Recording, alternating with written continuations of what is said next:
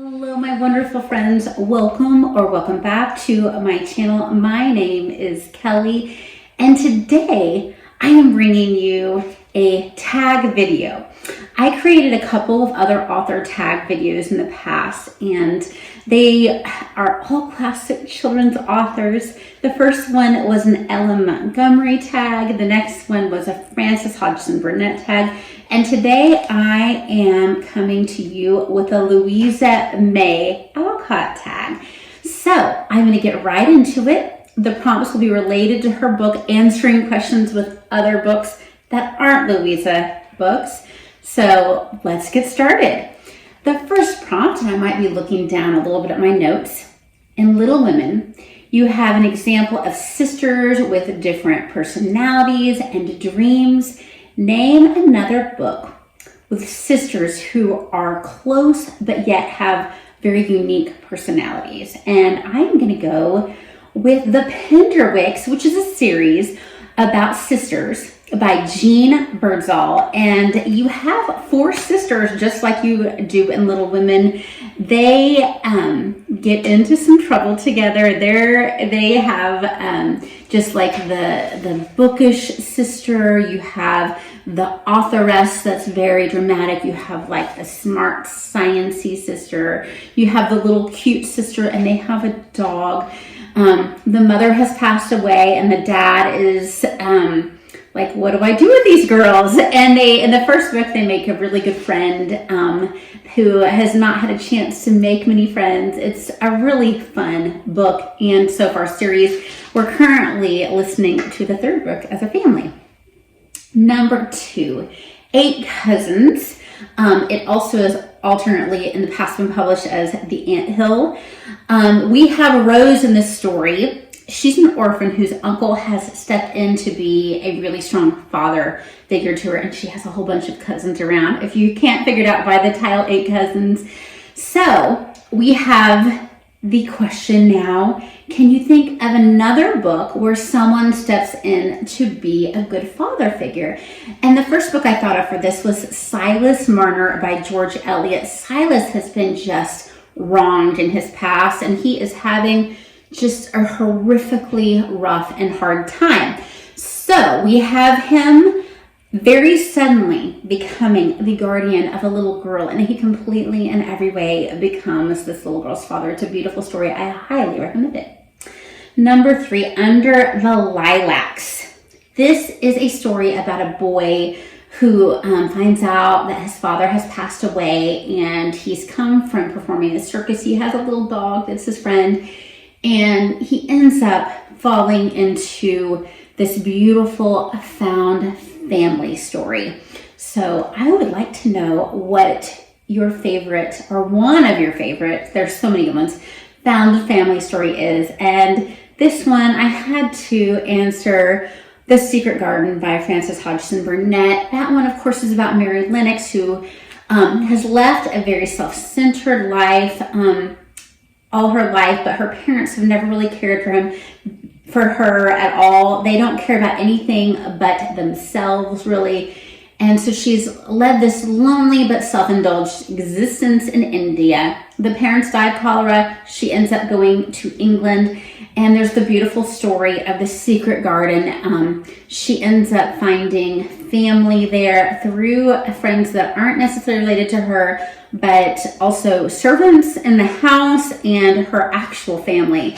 So it's a beautiful story of hope and love and just a great found family trope.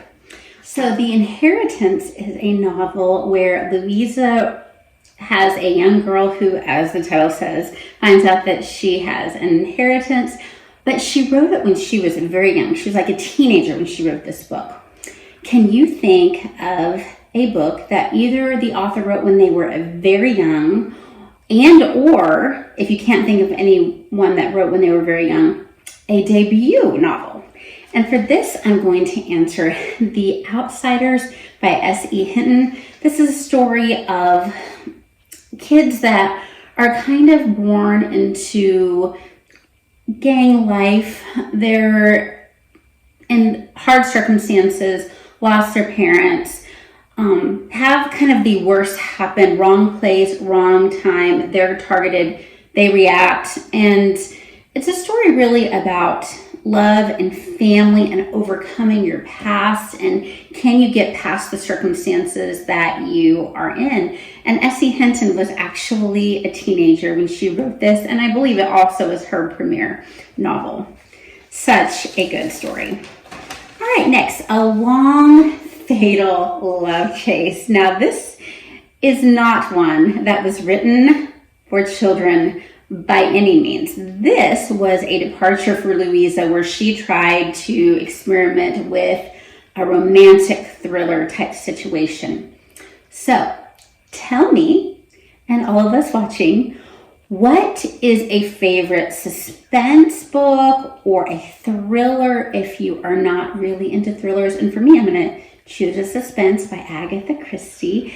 It is my favorite Miss Marple novel, and that would be Sleeping Murder. And this is a story about a young newlywed woman who moves into a house and things start feeling really familiar to her, and she realizes that she lived here for a little while when she was young, and she's kind of remembering pieces of a murder. I loved that concept. I think I read this book when I was in my early 20s, and I've read it several times. And funny thing about me, I usually forget the ending of Agatha Christie books like very soon after I've read them all. I can remember other details. This one I've read enough times that I do actually remember who the murderer is. All right, next, Jack and Jill. Now this is a great book about two friends who recover from an accident together, kind of like the Jack and Jill went down the hill type thing, except it was a sledding accident. Along the way, they learn a lot of lessons about, life and each other. But I will say it is a little preachy. Great book, but a little preachy. Tell me a book that you feel is a little preachy or a lot preachy. So for this, I am going to say Treasures of the Snow by Patricia St. John. Now, this is a story about a little girl who has to really forgive someone because their actions hurt her little brother, and she holds on to anger so deeply. It is a really good story, but it does come across at times as a little preachy, just like Jack and Jill does. All right. And last but not least, certainly for Louisa May Alcott's works that I'm touching on today in this tag, is An Old-Fashioned Girl. Now in this story, we have Polly, who has old-fashioned values. She is very high morals, and she is a great influence on people around her. Tell me a story where the character has high morals and cannot be shaken by others. And for that, I'm going to say Charlie from Charlie and the Charlie people. I can't talk. I've had a lot going on. We're going to say Charlie from Charlie and the Chocolate Factory by Roald Dahl.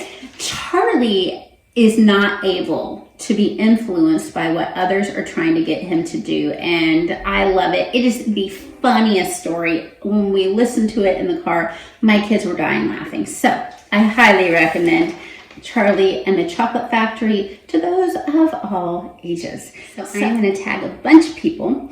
First, Beautiful Minutia, Novel Idea, and In Search of Wonder, because they were part of Alcott April, and I was invited along to do it with them a couple of years ago. I'm not tagging Emma at the Bookish Princess because she never does tags, but she was along with us too.